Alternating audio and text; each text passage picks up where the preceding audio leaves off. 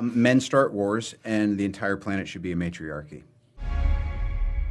I've never changed position on that. Iron Man is right. What the world needs is not Iron Man or even Iron Woman. It needs a plastic woman, because Oppenheimer is an ode to the patriarchy.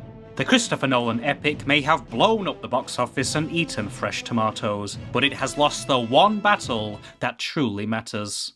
The Battle of Barbieheimer. The plastic princess shone a light on the evils of men. Oppenheimer gives them a fireworks show. Here is how the oppressive Oppenheimer glorifies toxic masculinity. Before the bomb, Oppenheimer explodes with patriarchal rage. A professor prevents him from going on a school trip. Does he take the news like a man? No, he takes it like the evil queen in Snow White, poisoning an apple to send Prof to the morgue.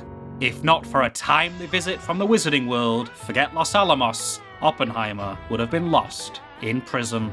Off campus, the father of the atomic bomb has a fling with a little woman, and little Florence promptly offs herself. What's next? Home wrecking. Oppie bunks off with an old man's wife to make little babies, and little does she know, she'll never work again. The renowned biologist and botanist becomes an unknown housewife. When the father of the A-bomb has an actual child, and his son needs an actual father, he hands his son over for adoption. As he admits, we're awful people, selfish awful people.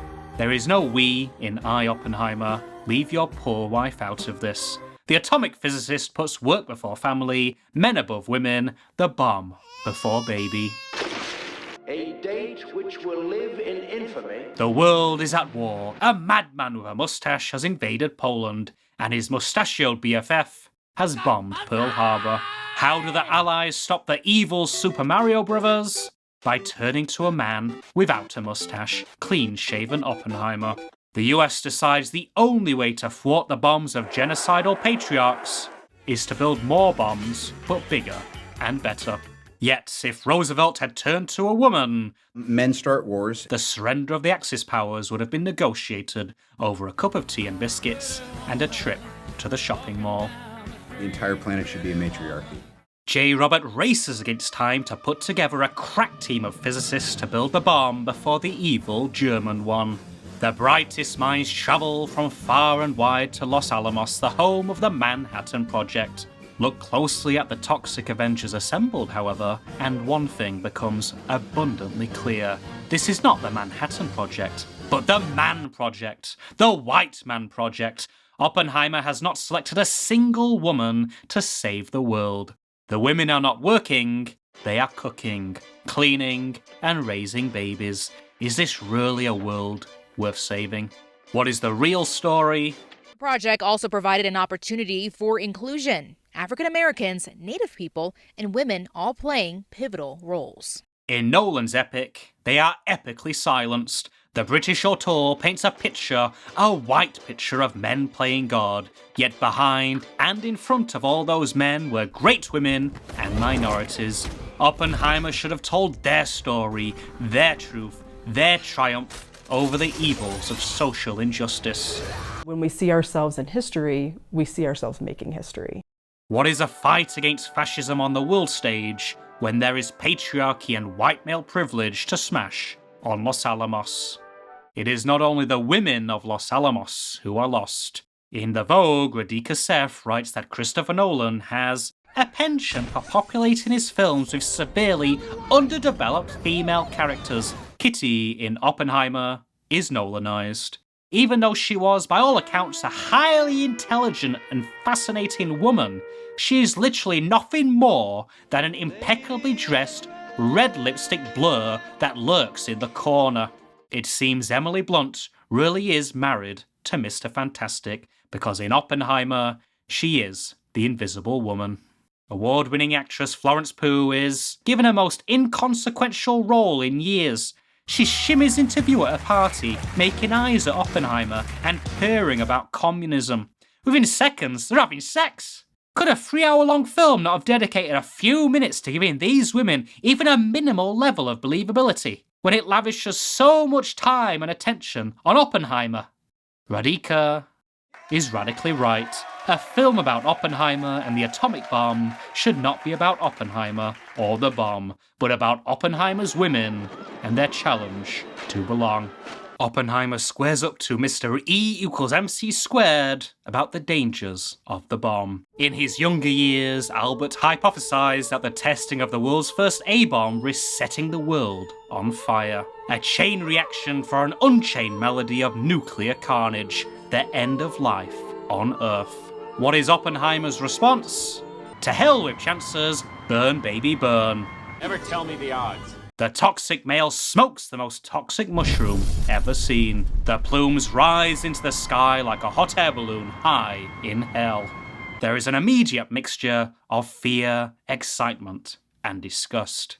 Oppenheimer remarks, "Now I'm become death, destroyer of worlds. Damn, I'm good, and now I'm a god."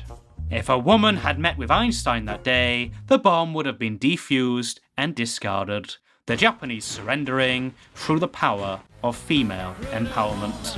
The entire planet should be a matriarchy. Seconds later, Enola Gay, the only gay representation in Oppenheimer, drops the bomb on Hiroshima and Nagasaki. Hundreds of thousands vaporized in a flash or scarred forever. Japan surrenders, the war is over. How is it portrayed in the film? It isn't. The bomb and its aftermath are skipped like 5 seconds into a YouTube commercial. What's more important than showing the devastating consequences of nuclear patriarchy? Showing Oppenheimer in a petty squabble with Strauss, the chairperson of the US Atomic Energy Commission, who feels slighted because Oppie once looked at him the wrong way. Yes, despite dropping 2 atomic bombs and ending a world war, the story, as always, boils down to man-on-man action. When Oppenheimer made home at Los Alamos, he made native people homeless. In the film, Los Alamos looks like the deserts of Tatooine, isolated, desolate, the perfect place to build a bomb. In reality, it was home to 32 Hispanos families. As reported by CBC News, the US Army gave 32 Hispanos families 48 hours to leave their homes and land, in some cases, at gunpoint. Christopher Nolan could have made a classic western about the Hispanos rising up to reclaim their land from the oppressive Oppenheimer. Instead, we see Oppenheimer use Los Alamos to build a bomb to blow up the Axis powers and win World War II. A choice Nolan will regret for the rest of his career.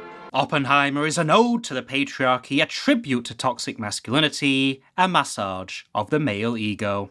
Robert Downey Jr. is right about J. Robert Oppenheimer. It is time to forget the patriarchal past, stop building bombs, and start building towards a better tomorrow. A future in which women's voices are not only heard, but heard loud and clear in the direction of men, telling them what to do. It is time for the matriarchy, the Barbie-riarchy, to become the new riarchy to rule the world.